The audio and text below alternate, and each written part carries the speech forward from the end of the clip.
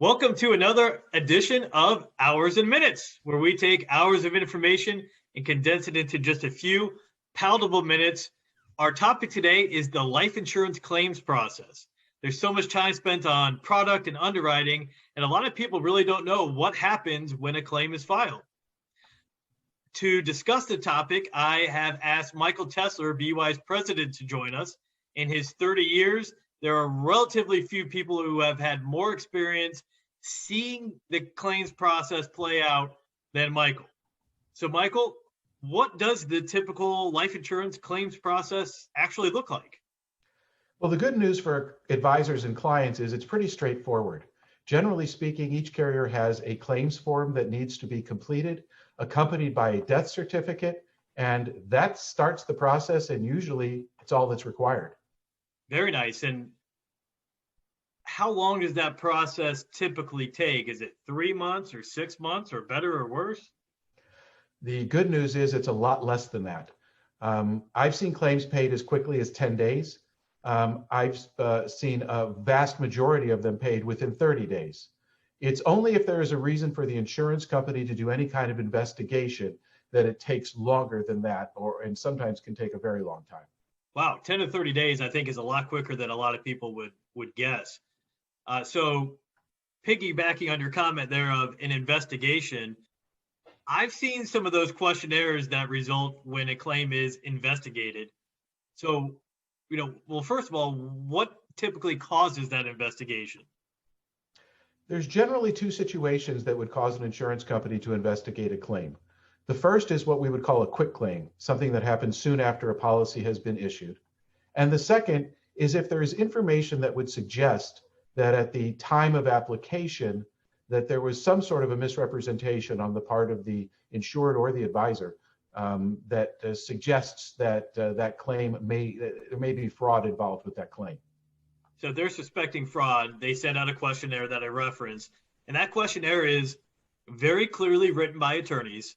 And, it makes anyone take a little bit of a pause and think, I better be careful about what I'm completing here. Should the advisor be concerned about completing a form like that?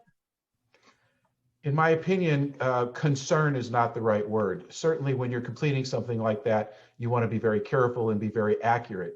But the real truth is the accuracy and the full disclosure needs to start at the time of application.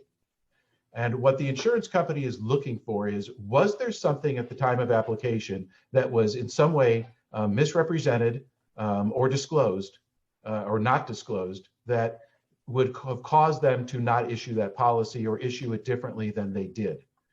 In most instances, most advisors have absolutely nothing to worry about. They've answered their part of the questions honestly at the time of application. They'll answer the questions honestly at the time of claim. And if their client did the same thing, then there's nothing to be concerned about.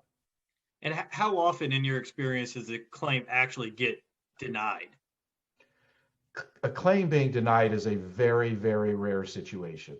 And I can tell you based on experience that in almost every situation where a claim was denied, there was irrefutable evidence to suggest that the insurance company should have denied the claim, that clearly there was a material misrepresentation at the time of the application.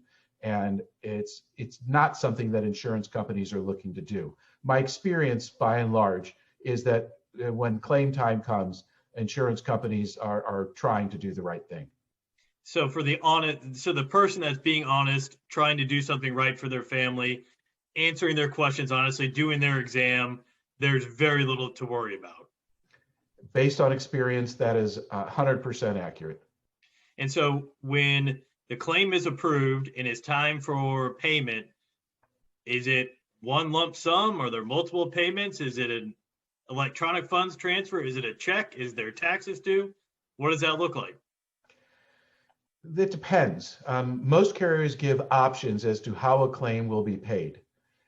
Some of them will offer to keep the money at interest with the insurance company and provide a checkbook so that the claimant can access the money on an as-need basis. If you want all of the money right away, they will usually make arrangements for an electronic funds transfer and have it deposited into your account. And for most, that's actually on the claim form as to how you wish to receive the money. As far as taxes go, again, we don't give tax advice, but under most circumstances, life insurance death benefits are paid income tax free. So if there is $1 million death benefit, the client should expect that $1 million will be deposited into the account of their choice. Got it. Well, this has been very helpful. I think, that as I said when I started, there's just not enough emphasis on what happens when a claim is actually made and how it benefits families. And boy, is this stuff the stuff that matters. And really, when you look at these industry statistics at the end of every year, the hundreds of billions of dollars that get paid in claims is really not talked about enough. So I thank you for taking the time to educate everyone who's watching this video about how that actually works. So if anybody has questions for future Hours and Minutes, please email them to marketing@buiusa.com.